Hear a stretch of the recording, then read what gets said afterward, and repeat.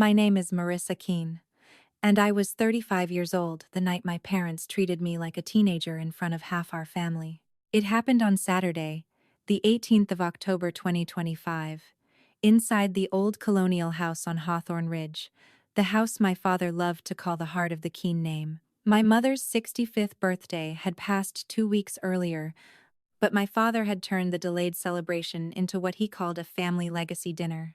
There were cousins in the living room, aunts crowding the kitchen, children running past the staircase, and Whitney Draper standing near the fireplace with her phone raised, recording every polished little moment for people who had never smelled the damp basement after a hard rain. My father, Leonard Keene, lifted his glass beneath the family portrait and smiled like a man about to bless the future. He talked about sacrifice, roots, and keeping the family together. Then he placed one hand on my brother Caleb's shoulder and announced that when the time came, Hawthorne Ridge would go to him. Caleb lowered his eyes like he was humbled. He wasn't. Whitney whispered. Our future Keene estate, just loud enough for the room to hear. I did not raise my voice. I did not embarrass him. I only looked at my father and said, "You can't promise a house you haven't checked on paper." The room tightened. My mother's face went pale. My father turned red in the slow, familiar way that always started at his collar. Then he pointed at me, in front of 30 relatives, and said, "Give your mother your car keys, and go upstairs until you remember you're still our daughter." Someone laughed. Then another person did. My mother held out her hand. I set down my glass and said, "Fine." By morning, their lawyer would be at the door. Please subscribe to support the channel. I bet you're watching this video right now while lying down with your legs crossed, right? If that's true, type 3. If not, type 4. Let's see whether I got it right. Alright, enough talking, let's begin the story. That was the useful thing about one quiet word. My family could laugh at it, misunderstand it, dress it up later as surrender, but they could not turn it into a scene. They could not say I screamed at my mother's birthday dinner. They could not say I ruined Leonard Keene's carefully staged legacy speech. They had spent years teaching me that the person who reacted first lost the room, and for once, I let that lesson work for me instead of against me. So I walked upstairs as if I were obeying him, with my father's voice still warm from the applause, and my mother's open hand still waiting for keys I had no intention of giving her. Behind me, the party softened back into conversation. Glasses clinked. Someone laughed too loudly near the fireplace. Whitney's phone was still up, catching whatever version of our family she planned to post later. Did he put sen? They thought the night had gone exactly the way it was supposed to go. By morning, that story had very little time left. At 8:17 on Sunday, my father called Eleanor Pike from the kitchen. I know the time because Eleanor told me later, and because my father was never patient with victory. Once he believed he had won, he wanted the paperwork to kneel as quickly as everyone else did. My mother was at the sink. Caleb was close enough to hear. I know that, too, because Caleb always stood near other people's decisions until it was time to benefit from them. "Eleanor," my father said, "I need the transfer papers started. Hawthorne Ridge goes to Caleb, clean and simple. I want it done this week." There was a pause on the line. Eleanor Pike had been connected to the Keene family for years, which is why my father still thought of her as his lawyer. But on Hawthorne Ridge, she represented the one name that mattered on paper. Dogwood Asset Group. My company. My deed. My quiet mistake, depending on the day you asked me. My father mistook her silence for hesitation. "It's my house," he said. "I want my son's name on it." Eleanor did not argue. That was one of the reasons I trusted her. She never wasted truth on people who were still performing. She only said, "Leonard, don't sign anything. I'm coming to the house." 34 minutes later, she was on the front porch with her son Graham beside her, holding 2 folders and a certified copy, thick enough to make a confident man start blinking. My father opened the door, expecting a formality. What he got was paper. But before that paper ever reached my father's table, before Eleanor Pike stood on the porch with a certified deed in her hand, there had been another night when Hawthorne Ridge almost vanished without a toast, without a speech, without anyone calling it legacy. It was March of 2017, and I was 27. I had just been promoted to Facilities Operations Manager at St. Arden Medical Center, which sounded cleaner than it felt. My days were boilers, elevator inspections, vendor disputes, leaking ceilings over surgical storage, and contractors who thought a woman with a clipboard was easier to talk around than talk to. I had learned to read invoices line by line because hospitals do not run on hope. They run on permits, signatures, paid bills, and people who catch small problems before they become emergencies. My mother called at 12:41 a.m. I remember the time because I was still awake at my kitchen counter, staring at maintenance reports and a bowl of cereal gone soft in the milk. Priscilla Keene did not call after midnight unless something had already gone wrong and she had run out of ways to pretend it had not. Her voice was barely above a whisper when she said, "There's a paper on the door."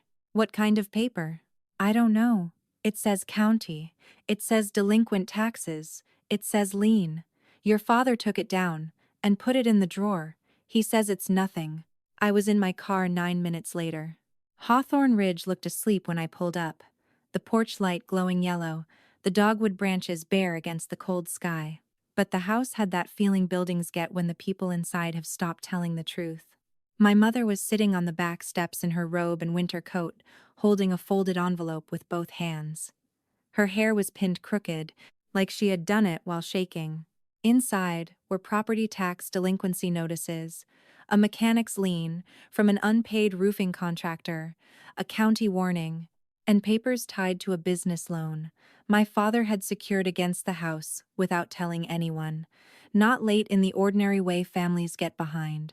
Not messy, in a fix-it-next-month way. Serious, layered. 18 days from a county tax sale that would not care how many family photos were hanging in the hallway. My father was upstairs, asleep or pretending to be. I spread the papers across the kitchen table beside the sugar bowl. My mother kept saying he didn't want anyone worried. For a moment, I stopped being her daughter and became the person hospitals called when a ceiling collapsed at 2 in the morning. I looked at the numbers, then at the ceiling above us. That was the first time I understood the man who called me immature had been hiding from envelopes. I wish I could say I wanted to save Hawthorne Ridge because it was only a house. That would make the story cleaner. A house has walls, pipes, a roof, a market value, a tax bill. You can put numbers on those things and pretend the numbers explain why your hands shake when you see a county notice taped to the front door. But Hawthorne Ridge was never just lumber and brick to me, even when I hated the way I felt inside it. The house had been built in 1948, a white colonial with black shutters and a porch that always looked better from the street than it did up close. In April, the dogwood tree out front bloomed pale pink, and my mother would cut 3 branches for the blue vase on the kitchen windowsill. In August, the upstairs hallway trapped heat until the air felt thick enough to chew. In January, the old furnace clicked and groaned before it finally gave in and warmed the bedrooms. Every sound in that place had a season. When I was 14, I painted the front railing by myself because my father had promised for 2 summers that he would get to it. I remember kneeling on newspaper, white paint drying on my wrist, while Caleb, 17 then, drove past the driveway in the used Jeep my parents had somehow found money for, after telling me braces were too expensive to fix until next year. That was how things worked. Caleb's needs arrived as emergencies, mine became character building. Still, there were pieces of the house I loved in spite of us. The back steps where Rosalind Mercer from next door left zucchini bread wrapped in foil. The narrow pantry where my mother hid Christmas candy and pretended not to know I found it. The dent in the dining room floor from the year I dropped a cast iron skillet and my father yelled for 20 minutes, then kept telling the story for 15 years like it was proof I couldn't be trusted with anything heavy. That was the part outsiders never understood. A house can hurt you and hold you at the same time. Standing there in 2017, with my father's unopened consequences covering the table, I did not feel noble. I felt tired. I felt angry at him for hiding the truth, angry at my mother for whispering it to me only after it became too large for her to carry alone, and angry at myself because I already knew I was going to help. Not because Leonard deserved saving. Because my mother still kept her blue vase in that window, and I was not ready to watch the county carry away the last gentle thing she had left. By 7:03 that morning, I was sitting across from Eleanor Pike in her office with copies of everything my mother had handed me. Eleanor did not gasp when she read them. Good lawyers rarely do. She only took off her glasses, set them beside her yellow legal pad, and asked me one question that made my stomach drop lower than any county warning had. Does your father still believe he can fix this himself? I looked down at the papers. He believes not reading it means it isn't real. Eleanor nodded once, like that answered more than I knew. Then she explained the danger in plain language. If I simply paid the back taxes, Leonard could keep borrowing. If I paid the roofing contractor, another unpaid bill could surface. If I wrote a check and left the deed where it was, I would not be saving Hawthorne Ridge. I would be giving my father one more clean surface to damage. So what do? I asked. You either let the county process continue, she said, or you put the house somewhere he cannot reach it again. That was the first time I heard the name Dogwood Asset Group spoken out loud. It did not sound emotional. It sounded like a folder, a structure, a way to make mercy harder to misuse. Eleanor helped me form the LLC that week, and on the 11th of April 2017, Dogwood Asset Group completed a purchase agreement before the county tax sale could move forward. The sale cleared the delinquent taxes, the mechanic's lien, penalties, fees, and the balance attached to my father's business loan.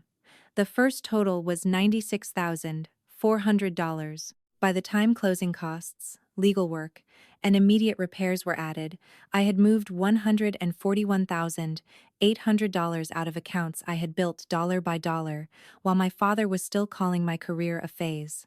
My hand did not shake until the wire confirmation came through.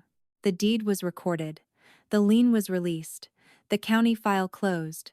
My parents knew the house had been transferred to keep it from being taken. They just did not know the company behind the transfer belonged to me. Leonard signed because he was frightened and relieved. My mother signed slower. She read enough to understand there was more mercy on that table than pride, and she still never said my name. Afterward, Eleanor asked if I wanted a lease drafted. I said no. Let them stay, I told her. No rent, no announcement. She studied me for a long moment. Marissa, people do not always become kinder because you saved them from consequences. I know, I said, but I didn't. Not really. For 8 years after that, I paid the taxes, the insurance, the roof repairs, the electrical panel, the basement drainage, and every quiet bill that kept Hawthorne Ridge standing. And I let my father call it his house. For a while, silence worked. That is the part I hate admitting, because it makes what happened later feel partly built by my own hands. My parents stayed in Hawthorne Ridge. My mother kept her blue vase in the kitchen window. My father kept telling relatives the house had survived because he had negotiated hard when things got tight, and I let him. Every Thanksgiving, every Easter, every birthday where he stayed, that dining. Caleb learned from that house before he ever knew the paperwork. He learned that consequences were temporary things, usually handled by someone else. By 38, he had turned that lesson into a business model with linen napkins and string lights. Keene & Co. Events looked beautiful from the outside. The website had soft focus photos of farm tables, champagne towers, brides under oak trees, and Caleb in a navy suit shaking hands like he had invented romance. Whitney Draper made it look even better. She filmed venue walkthroughs, floral mock-ups, champagne tastings, and little clips of herself saying things like, "Legacy is really about creating spaces where families gather." It played well online. It played terribly on a balance sheet. Caleb had expanded too fast after weddings came roaring back. He leased a warehouse for rentals he could not keep booked, bought custom tents on credit, hired staff before the contracts were signed, and treated deposits like profit. By the fall of 2025, he owed vendors, lenders, and one furious caterer who had stopped answering emails and started using certified mail. The number I heard first was $168,000. Later, I learned that was the polite number, the one my father used because it sounded survivable if you said it quickly. The real plan required $210,000. My father called it breathing room, Caleb called it a bridge, Whitney called it investing in the future. I called it what it was, another hole, and Hawthorne Ridge was the shovel they thought they owned. No one asked me. That was the almost funny part. My name had been on the structure that protected that house for 8 years, and still I was not considered someone worth consulting. I was useful only in theory. The daughter with clean credit, steady income, and a history of stepping in before the roof fell. In their version, Caleb needed stability. Leonard had legacy. My mother had quiet fear, and I had a signature they had not yet decided how to take from me. The morning of the dinner, I came to Hawthorne Ridge early because my mother asked me to help with the tables. That was how she phrased it, anyway. Help with the tables. What she meant was come early enough to absorb the nervousness in the house before anyone else arrived. I brought grocery bags in from the car, set out linen napkins, moved chairs from the sunroom, and listened to my mother correct the angle of the centerpiece 3 times without ever saying what she was actually afraid of. At 6:20, before the sun had fully lifted over the dogwood, I went downstairs for coffee. The kitchen was dim, except for the little light above the stove. I remember the smell of cinnamon rolls warming in the oven and the cold tile under my bare feet. The house felt too awake for that hour. Then I heard voices from the dining room. My father, Caleb, my mother. They were speaking low, which in my family always meant something louder was hiding underneath. I stopped in the hallway with an empty mug in my hand. I did not move closer. I did not need to. The old vent near the baseboard carried sound from that room better than anyone in the family realized. Leonard was saying, "Once people hear it tonight, it's settled. Nobody backs out after the family knows." Caleb said, "The bank still might want another guarantor." "We'll handle Marissa," my father answered. My name sounded different in his mouth when I was not supposed to hear it. Smaller, useful, my mother said. "Leonard, don't push too hard in front of everyone."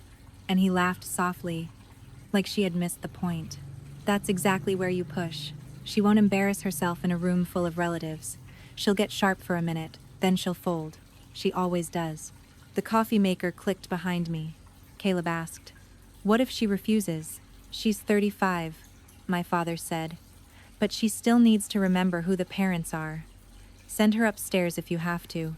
Let her cool off. Then she apologizes to you, and after that, she signs what family needs her to sign." Nobody corrected him. Not Caleb. Not my mother. That was the moment the last childish part of me stopped hoping there was a softer explanation. They were not just planning to use the house. They were planning to use my shame as leverage. I stood there in the hallway, holding a mug I had not filled, and felt something inside me go quiet in a new way. Not broken. Finished. I went back upstairs before anyone knew I had been standing there. The hallway carpet muffled my steps the way that house had always muffled everything inconvenient. Behind the dining room wall, the 3 of them kept talking, probably moving on to flowers, seating, who would sit near Aunt Lorna so she would not complain about the draft. Ordinary details. That was the part that made my hands feel cold. They could plan to strip me down in public, then discuss napkin rings 5 minutes later. In my old bedroom, the morning light was thin and gray.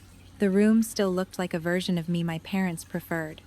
A quilt my mother had made when I was 17, a bookshelf with old paperbacks, a few coats in the closet for visits that always lasted too long. Nothing in that room proved who I had become. It only proved who they were comfortable remembering. I called Eleanor from the edge of the bed. She answered on the second ring. "Tell me." So I did. Not dramatically, not with tears. I gave it to her the way I would report a failed inspection at the hospital. Timeline, names, exact language. Caleb needed a guarantor. Leonard planned to announce the house. My mother knew enough to be afraid, but not enough to stop him. Eleanor was quiet for a moment. Then she said, "That explains the emails." My stomach tightened.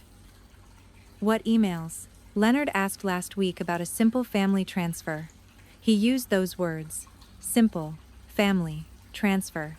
She let each one land. I did not answer in substance because he has no authority over that property, but I suspected he was about to make a mistake. "What do I do tonight?" I asked. "Nothing in the room where he wants you emotional," she said. "If you correct him in front of everyone, he gets to make you the problem.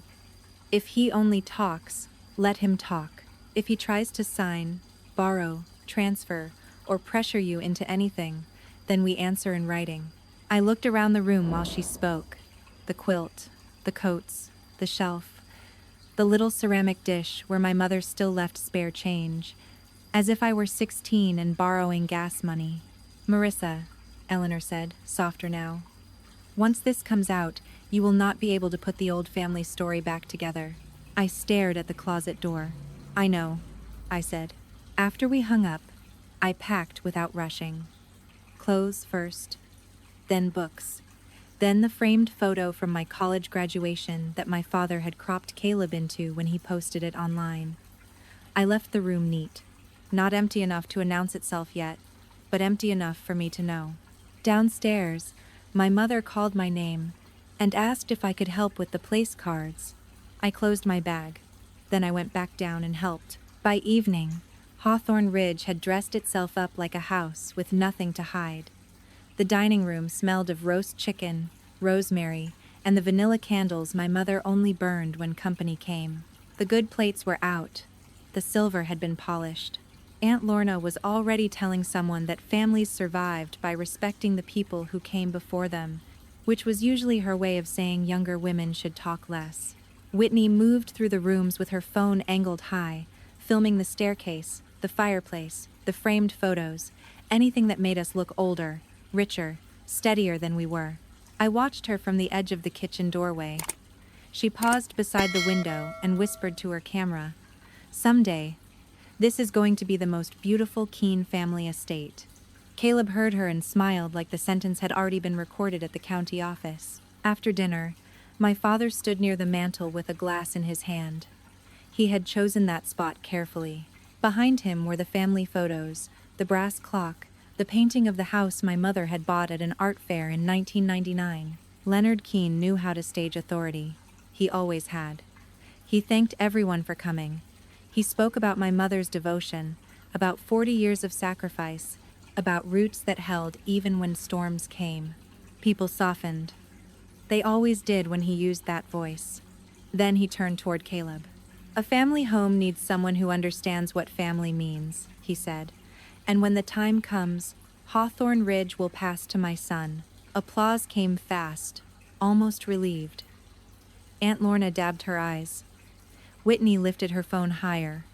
My mother smiled without showing her teeth. I stayed still. Caleb crossed the room a few minutes later, loose with attention, and stopped close enough that I could smell bourbon under his mint gum. "Don't worry, Riss," he said loud enough for the nearest cousins to hear.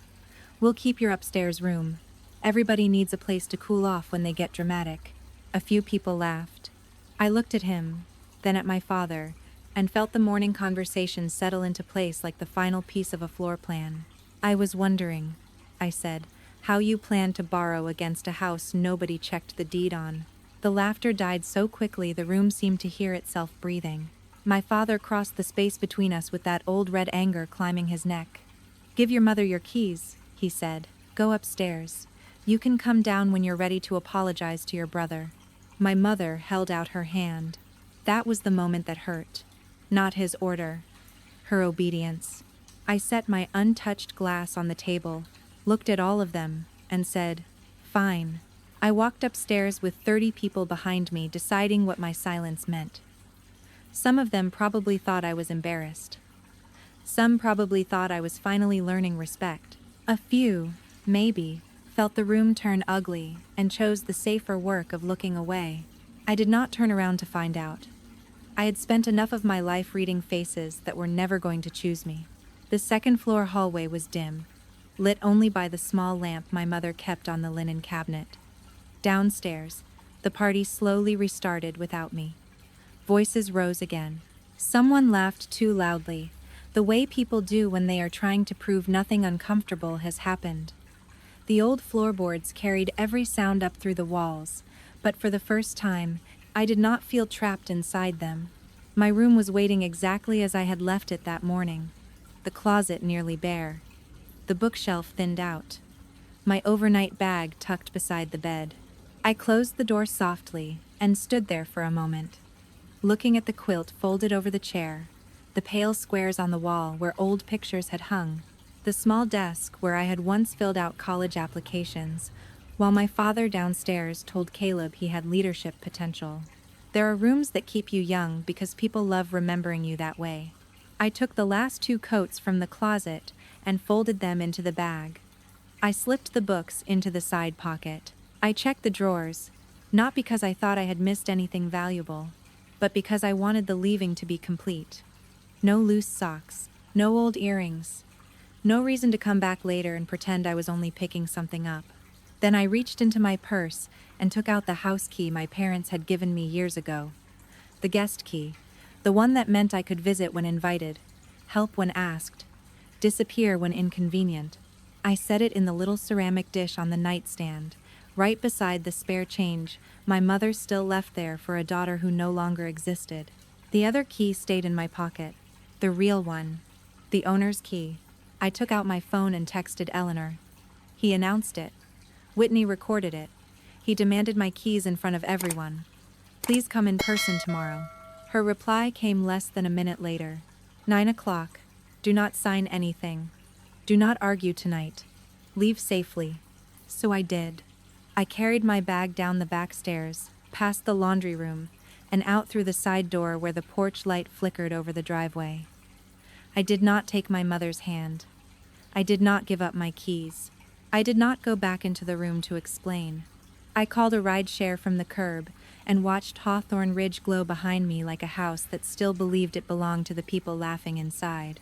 I came back to Hawthorne Ridge the next morning at 8:42, not because I owed them an explanation, not because I wanted to watch my father's face change. I came because for 8 years I had let other people stand inside a story I built, and if the truth was finally going to enter that house, I wanted to be sitting upright when it did. My father was in the kitchen when I walked in through the side door. He looked almost pleased to see me, which told me exactly what he thought the night had been. To him, I had gone home embarrassed and returned corrected.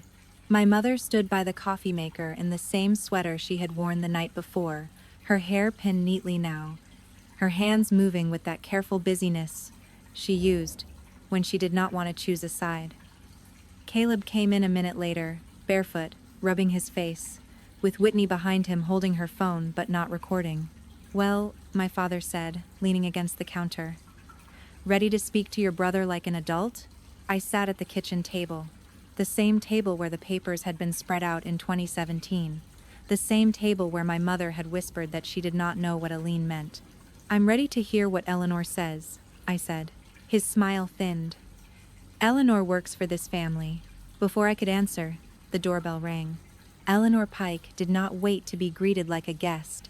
She stepped inside with Graham beside her, both carrying folders. She did not remove her coat. She did not accept coffee. She walked straight to the dining room table and placed the first document in the center of it with the quiet precision of someone setting down a scalpel. Leonard, she said, you cannot transfer Hawthorne Ridge to Caleb. You do not own it. For 1 second. Nobody moved. Then my father laughed. Not because it was funny, because laughter was the bridge he used when reality was too far away. That's ridiculous, he said. This is my house. Eleanor opened the certified copy and turned it toward him. The owner of record is Dogwood Asset Group, LLC. Graham placed the next page beside it. Sole member, Marissa Keene. The room changed shape. Caleb stopped rubbing his face. Whitney lowered her phone completely. My mother looked at the table like she had been expecting this day and dreading it for 8 years. My father's voice rose. What did you do? I folded my hands around the coffee mug in front of me. No, Dad. I said. "The question is, what did you try to do with a house you never owned?" My father did not answer that question. Men like Leonard Keene rarely answer the question in front of them. They reach for volume first, then injury, then history. He accused Eleanor of betraying him. He accused Graham of not understanding family matters. He accused me of hiding behind paperwork, as if paperwork had not been the only thing standing between him and a county tax sale 8 years earlier. Caleb tried once to say there must be some mistake, but his voice had gone thin. He had already done the math. No deed meant no home equity line. No home equity line meant no rescue. No rescue meant the beautiful version of his life had just lost its funding. I let them talk until Eleanor slid one more folder onto the table. "This is a proposed lease," she said. That stopped my father faster than anger had. I looked at him then. Really looked at him. 67 years old, standing in the kitchen he had claimed as proof of his authority, with his son behind him and his wife beside him, discovering that the daughter he sent upstairs like a child had been the landlord he never thanked. "I'm not putting you and Mom on the street," I said. "But we are done pretending." My mother made a small sound, but I kept going. "You can stay here under a written month-to-month lease, below market, with taxes, insurance, repairs, and responsibilities clearly listed. Or you can buy the house from Dogwood Asset Group at appraised value, with financing in your own names. Caleb's name does not go on anything, unless he qualifies like anyone else." Caleb looked away. "And one more thing," I said. "This house will not be used as collateral for Caleb's business, Whitney's wedding plans, or anyone's idea of legacy. And I will not be mocked, threatened, cornered, or treated like a teenager under a roof I paid to keep standing. If it happens again, Eleanor files notice the proper way." No one called me dramatic then. They signed the lease 2 weeks later. Caleb's loan collapsed by Monday. By spring, Keene and Co. Events had sold off its tents and warehouse inventory. Whitney deleted every video where she had called Hawthorne Ridge her future estate. Aunt Lorna said I had embarrassed the family, but Tessa texted me one night and wrote, "I laughed when I shouldn't have. I'm sorry." My father did not apologize. Not then.